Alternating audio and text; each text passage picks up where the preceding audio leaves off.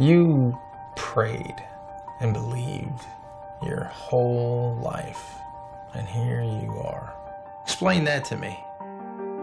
What do you say to people that are offended by your show because you pray to Jesus in every episode? If we disown him, he'll disown us. A 12-year-old watches his mother dying of cancer. A God who would allow that is not worth believing in. Life is really a tale told by an idiot, full of sound and fury and signifying nothing. Name? Wheaton, Josh Wheaton, Philosophy 150. You might want to think about a different instructor. Come on, man, it can't be that bad. Think Roman Colosseum, people cheering for your death. I am Professor Radisson. This is Philosophy 150. I would like to bypass senseless debate altogether and jump to the conclusion, which every sophomore is already aware of: there is no God. All that I require from each of you is that you fill in the papers I've just given you with 3 little words: God is dead. Mr. Wheaton, is something wrong? I can't do what you want, I'm a Christian. If you cannot bring yourself to admit that God is dead, then you will need to defend the antithesis. I think of Jesus as my friend.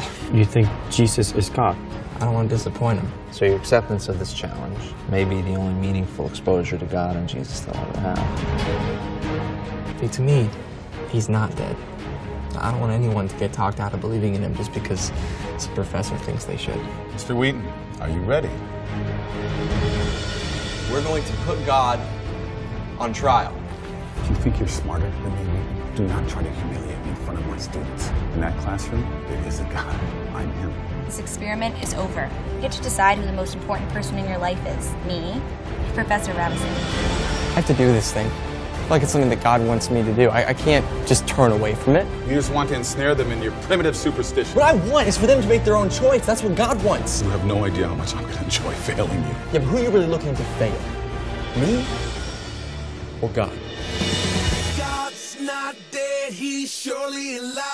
He's living on the inside, roaring like a lion. God's not dead, he's surely alive. He's living on the inside, roaring like a lion. Science supports his existence. You know the truth. So why do you hate him? It's a very simple question. Why do you hate God? God's not dead, he's surely alive.